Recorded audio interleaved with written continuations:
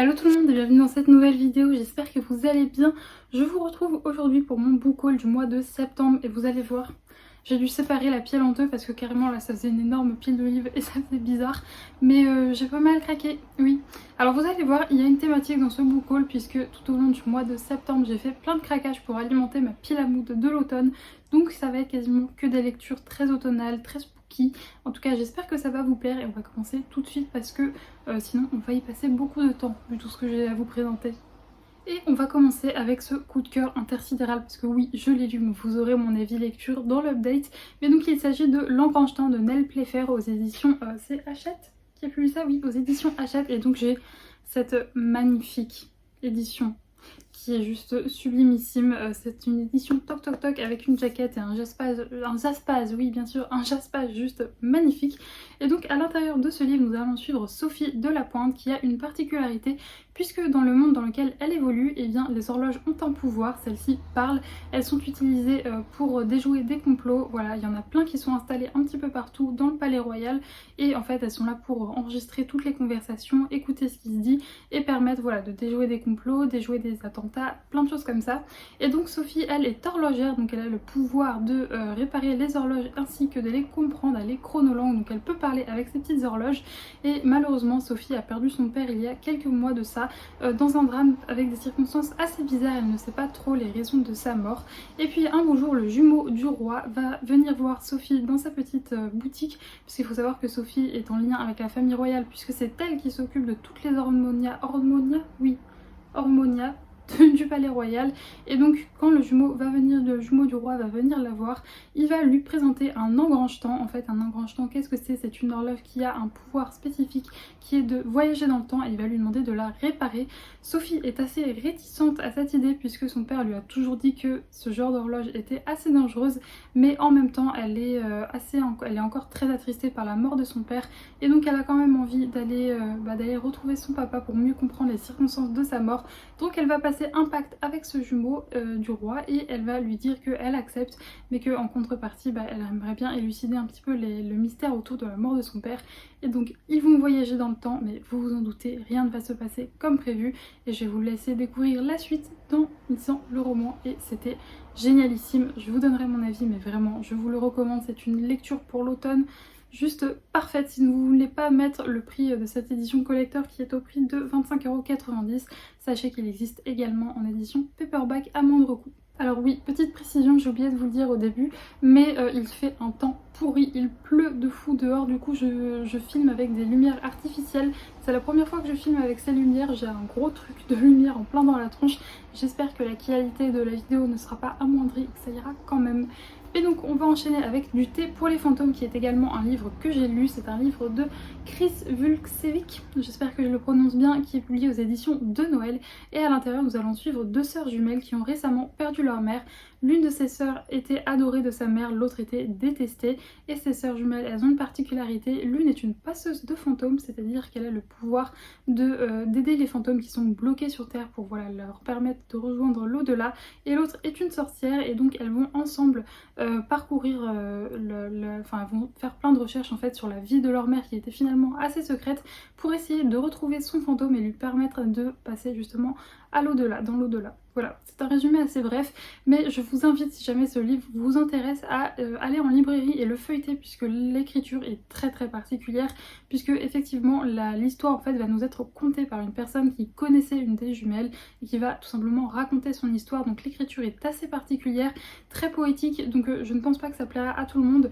Je vous donnerai mon avis dans l'update lecture, mais encore aujourd'hui, je ne sais pas si j'ai adoré, enfin je ne sais pas si j'ai aimé plutôt ce livre ou si je l'ai détesté. En tout cas les 100 dernières pages, je les ai lues en diagonale parce que j'avais vraiment du mal. Donc voilà, je ne pense pas que c'est un livre qui plaira à tout le monde. Donc je vous invite encore une fois vraiment à aller en librairie, le feuilleter et voir si ça peut vous plaire. Et puis sinon, pour les gens qui seraient intéressés, vous pouvez le retrouver sur Nextory en lecture audio. Donc bon, moi je ne suis pas partenaire Nextory, mais vous pouvez trouver des codes pour voilà, avoir, je crois que c'est 30 jours gratuits.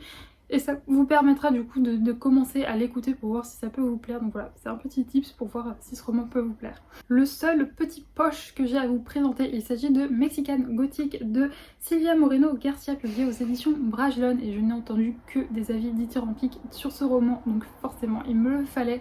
En plus vous allez voir, ça va correspondre parfaitement à cette période automnale et d'Halloween, puisque nous allons suivre Noémie qui a sa cousine en fait, qui vient d'emménager dans le manoir, enfin dans le manoir, plutôt dans la maison de campagne familiale, puisqu'elle vient d'épouser son mari. Et donc quand elle arrive dans cette maison familiale, elle va trouver qu'il se passe énormément de choses étranges et elle a peur pour sa vie. Et donc elle va en informer Noémie et qui va du coup se rendre dans cette maison avec son papa pour un peu enquêter, voir ce qui se passe, voir si sa cousine est réellement en danger. Et quand elle va arriver, effectivement déjà elle va être très mal accueillie par c'est pas sa belle famille, mais par la famille du conjoint du mari de sa cousine. Voilà, c'est ça, il va être très mal accueilli et elle va voir qu'effectivement il se passe des choses assez étranges dans cette maison. Et donc voilà, elle va enquêter je suppose pour essayer de sortir sa cousine de là. Et apparemment c'est génial. Et encore une fois, voilà, cette maison où il se passe des choses un petit peu étranges, cette famille un petit peu bizarre, je pense que ça va être parfait pour la période d'Halloween. Ce livre n'était absolument pas prévu dans mes achats, je l'avais vu passer dans les sorties littéraires de ce mois-ci et je trouvais qu'il m'intéressait mais c'était pas une priorité d'achat. Et puis un beau jour je suis allée chez ma libraire pour récupérer une commande, il y avait beaucoup de monde à la caisse donc j'ai fait quelque chose que je ne fais jamais, je suis allée voir dans les rayons. Il faut savoir que ma librairie est vraiment toute petite et que le rayon young adulte est minuscule et qu'il y a rarement des choses qui m'intéressent. Donc généralement quand je vais chez ma libraire, je vais récupérer ma commande et c'est tout. Là j'ai été me balader dans les rayons et je suis tombée sur cette petite pépite qui est juste magnifique. Il s'agit des Arcanes de Brume, le tome 1 qui est la cartomancie de Fanny Caldin, qui est publiée aux éditions Robert Laffont. Et donc à l'intérieur de ce livre on va parler de cartomancie et je n'ai plus trop le résumé en tête parce que je vous l'ai dit, c'est un livre qui m'intéressait mais c'était pas une priorité d'achat, donc j'ai plus le résumé en tête, donc je vais vous le lire. Marseille 1850. Pita est une jeune mendiante qui a appris à ne compter que sur elle-même, jusqu'à ce que la Providence place sur son chemin un mystérieux oracle divinatoire. Chaque tirage le fait basculer dans un monde de brume où d'étranges silhouettes jouent l'avenir sous ses yeux. Grâce à la magie des cartes, Pi découvre qu'une quête l'attend, un voyage vers les secrets de son passé. Mais l'oracle attire les convoitises et il lui faudra beaucoup de courage pour déjouer les pièges du hasard qui n'aiment rien tant que bousculer le destin. Donc là, il va être sujet d'oracle divinatoire, de cartomancie, tout ça. Donc je pense que ça peut beaucoup me plaire. J'ai vu quelques avis un peu mitigés, donc j'ai un petit peu peur. Mais bon, je vais essayer de me le garder pour le mois de novembre, voilà, puisque vous allez voir que pour Halloween, j'ai ce qu'il faut pour ce mois d'octobre. Donc voilà, je pense qu'il sera lu en novembre, même si c'est pas non plus une priorité. Mais juste regardez cette couverture qui est juste magnifique. Comment ne pas craquer? Je me suis procuré cette petite romance, il s'agit de Gotinaka de Winix, voilà, qui est publié aux éditions, c'est Harlequin, il me semble, à chaque fois j'oublie. C'est bien ça, non c'est pas du tout Harlequin, c'est HarperCollins, pardon, et dans leur collection Romantaisie. Et donc dans ce livre nous allons suivre Corvina qui va intégrer l'université de Vermore, oui c'est ça, qui est une université très particulière avec des allures très gothiques. Et quand elle va se rendre à l'intérieur, elle va voir que cette université regorge de plein de mystères. Et il y a le bruit qu'elle serait hantée, il y a une forêt qui est interdite, enfin bref, cette université est très étrange. Personnellement ça me fait beaucoup penser à l'école dans lequel Mercredi Adams va dans la série Wednesday et j'avais beaucoup aimé ça. Et on va également y retrouver une romance puisqu'elle va être très attirée par un de ses professeurs. Alors au début, je ne vais pas vous mentir, j'avais pas mal tiqué puisque romance prof-élève, je suis pas trop pour, mais bon je me dis que c'est à l'université donc la différence d'âge doit être plutôt petit, donc à voir si c'est bien fait. Mais bon voilà, j'espère en tout cas que ce sera un bon mix de côté un petit peu spooky avec cette université très bizarre et la romance. J'espère qu'elle ne prendra pas non plus trop de place, qu'on se concentrera sur le côté assez horrifique. Mais bon, j'ai hâte de me plonger à l'intérieur. Je vous l'avais dit dans mon update lecture précédent, mais j'avais eu un coup de cœur pour Seul un monstre, donc j'étais vraiment très heureuse de savoir que la suite allait être publiée juste le mois d'après. Et donc du coup je vous présente C'est jamais un héros de Vanessa Len, donc qui est le tome 2 de Seul un monstre. C'est publié aux éditions Lumen et pour vous faire un petit résumé du tome 1, à l'intérieur nous allons suivre Joanne qui est en vacances chez la famille de sa mère qui est décédée il y a plusieurs années, et elle va apprendre un petit peu par hasard qu'en fait elle est un monstre, et un monstre dans cet univers, et bien ce sont des gens qui peuvent voler du temps aux humains en fait pour voyager dans le temps. Donc c'est-à-dire qu'ils peuvent, en fait ils les touchent par exemple dans la nuque, ils font leur voler par exemple 10 ans et ça va leur permettre de voyager ou 10 ans après ou 10 ans avant. Et donc malheureusement elle va être confrontée à un héros. Un héros en fait c'est tout simplement un chasseur de monstres et il va être amené à causer un massacre. Et en fait pour réparer ce massacre elle va être contrainte de voyager dans le temps, alors qu'il faut savoir que Joanne c'est vraiment quelqu'un qui a beaucoup de principes et donc voler du temps à des inconnus c'était vraiment pas quelque chose qu'elle voulait faire, mais elle va être contrainte de le faire pour pouvoir sauver sa famille. Et elle va devoir s'allier à un garçon qui fait partie du clan ennemi, parce que dans ces monstres il y a plusieurs clans avec des spécificités à chaque fois. Et donc voilà, donc c'est une histoire de voyage dans le temps, de monstres, et c'était juste trop bien. Donc là j'ai vraiment très hâte de me plonger dans le tome 2, il va être lu très prochainement c'est sûr. Par contre c'est une belle bricasse, donc voilà, j'espère que ça va être chouette. Lors de la fin de mes vacances début septembre, j'étais à Avignon et donc j'ai fait un petit tour à la FNAC et je suis tombée sur ce livre. Il s'agit de Twins Crown de Catherine Doyle et Catherine Weber, publié aux éditions Bayard. Et c'est un livre qui m'était totalement sorti de la tête puisqu'il est paru, il me semble, en janvier ou février dernier. Et c'est vrai que quand je l'avais vu, je m'étais dit ça a l'air trop bien, mais je pense que je me prendrais plutôt pour la période automnale. Et il m'était totalement sorti de la tête. Donc j'étais très contente de tomber dessus un peu par hasard dans cette FNAC et donc je vais vous lire le résumé puisque c'est un livre qui date assez, donc j'ai plus trop le résumé en tête. When Greenrock s'est préparé toute sa vie à usurper la place de sa sœur jumelle et est monté sur le trône d'Eana. C'est le seul moyen de mettre fin à la guerre contre les sorcières qui l'ont élevé. Rose Vallart s'apprête à devenir reine, épouser le prince du royaume voisin et s'assurer un allié dans la lutte contre la magie. Dans ce duel animé par la vengeance où les secrets se révèlent et les pouvoirs impossibles fleurissent, qui obtiendra le pouvoir? Ça va être trop bien, ces histoires de sœurs jumelles voilà, qui vont échanger les rôles. Alors une c'était voulu, l'autre pas du tout, mais je pense que ça va être très bien. Et vu qu'on parle de sorcières, ça va être parfait pour la période automnale. Alors je suis tombée sur ce livre grâce à une vidéo, mais je ne sais plus qui, c'est peut-être Kimi Collection ou bien Livromancienne. Et donc il s'agit de Vous êtes cordialement invité de Alex Sol, c'est un livre auto-édité. Et donc moi j'ai choisi de prendre la version Toc Toc Toc parce que j'adore les versions Toc Toc Toc, elles sont juste magnifiques et en plus ça apporte un confort de lecture qui n'est pas négligeable. Mais sachez que si vous voulez pas mettre, alors il est à 21,99€, sachez que vous pouvez le trouver en édition paperback sur Amazon pour le prix je crois de 14€, quelque chose comme ça, donc à moindre coût. Et donc c'est un livre horrifique et je vais vous lire le résumé encore une fois. 24 août 2007, un incendie ravage une partie du manoir de Beaumont qui héberge une colonie de vacances. Les animateurs sortent 4 adolescents inconscients et recouverts de sang des flammes. Dans les jours suivants, un article de journal stipule que les enquêteurs envisagent la piste criminelle, mais très vite, l'affaire est classée sans suite et le centre de vacances est fermé définitivement. 12 ans plus tard, les 4 survivants qui n'ont aucun souvenir de l'événement reçoivent d'étranges courriers les conviant à la soirée d'inauguration du manoir qui accueille la colonie. Lorsqu'ils arrivent, leurs plats préférés ont été servis à table, mais impossible de savoir qui les a invités car personne n'est là pour les recevoir. Donc je pense que ça va être trop chouette pour la période automnale, enfin pour la période plutôt d'Halloween, là pour le coup ça va être trop bien. J'espère que je vais frissonner durant cette lecture, en tout cas c'est ce que j'attends. Il sera lu c'est sûr au mois d'octobre parce que vraiment j'ai trop hâte de me plonger dedans. Mais j'essaye d'attendre de me rapprocher plus vers la période d'Halloween pour me plonger à l'intérieur. Cela fait plusieurs fois que j'entends parler de cette autrice, il s'agit de Sarah Epstein et apparemment elle a une plume juste parfaite pour des romans assez horrifiques, assez bizarres, voilà. Et donc du coup ça me faisait très envie, j'ai très longtemps hésité avec son titre Deepwater qui est sorti l'année dernière et donc là j'ai quand même choisi de me prendre Stalker. Mais si je vois que la plume de l'autrice me plaît, c'est sûr que je prendrai l'autre titre.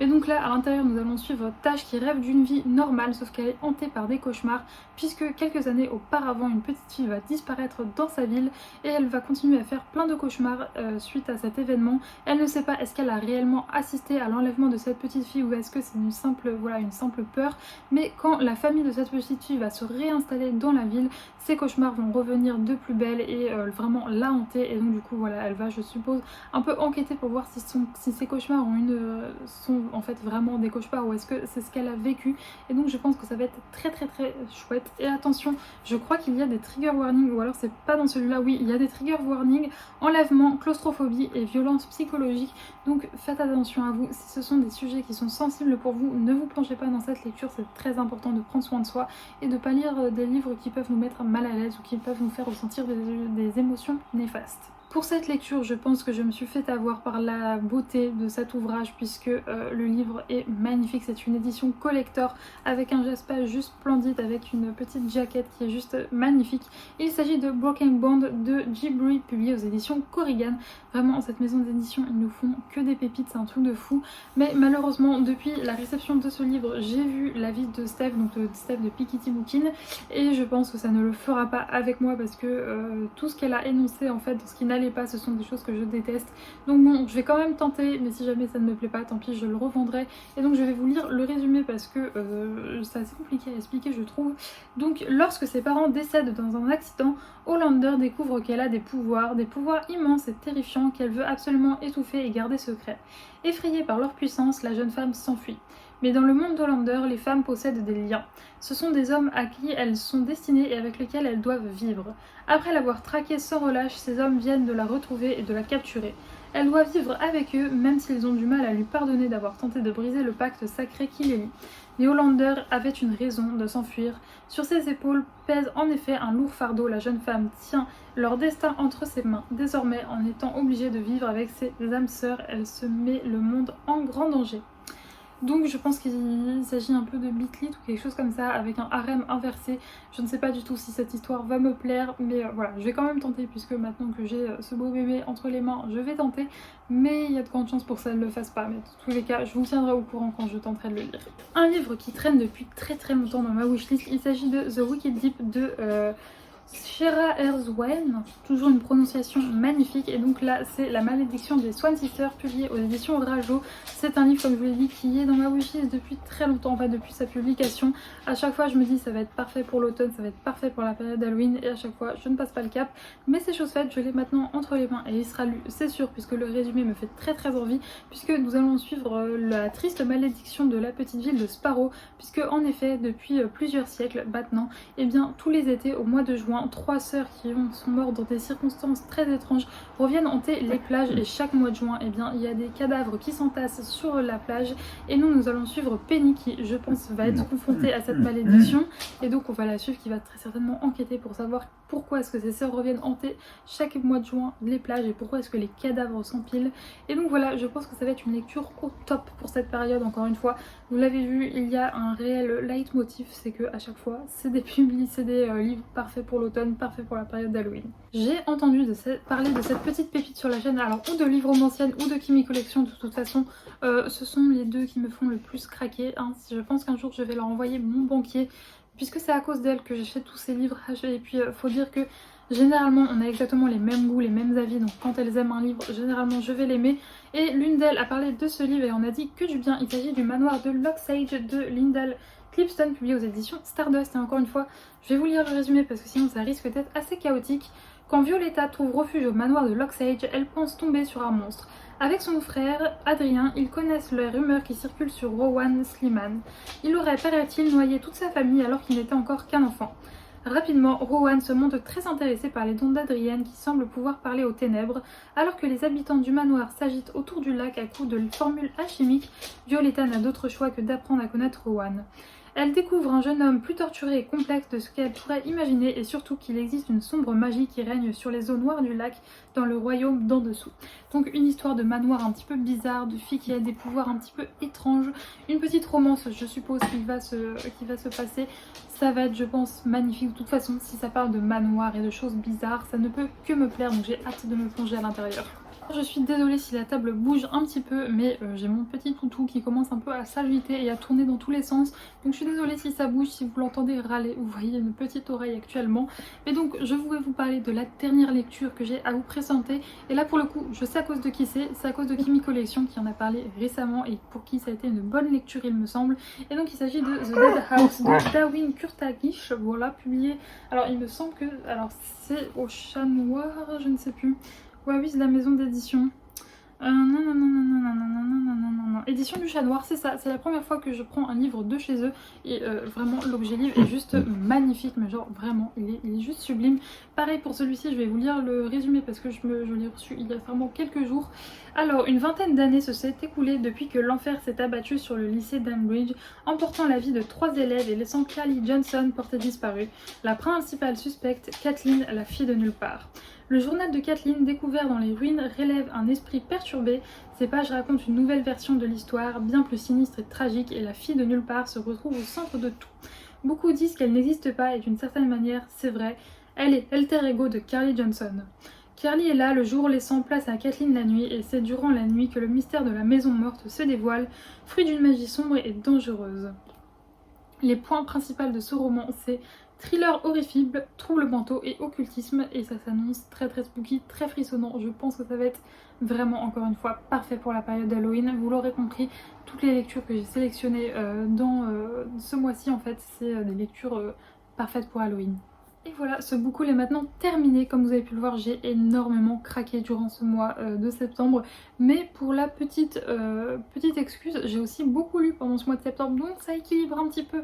Alors j'ai pas lu autant de livres que j'en ai acheté, mais quand même ça équilibre un petit peu. Donc voilà, c'est la petite excuse. En tout cas, je suis trop contente de la petite pile à mood spécial automne que je me suis confectionnée. Je suis contente de tous mes achats. Je vous dis, il n'y a que Broken Bond où je me dis que je vais peut-être regretter cet achat, mais sinon pour le reste, j'ai trop hâte de me plonger à l'intérieur et je pense que ça va être de merveilleuses lectures. N'hésitez pas à me dire, est-ce que vous avez craqué au mois de septembre? Est-ce qu'il n'y a que moi qui ai eu la fièvre acheteuse durant ce mois? N'hésitez pas à me dire également qu'est-ce que vous avez acheté durant ce mois-ci, quels sont les livres pour lesquels vous avez craqué.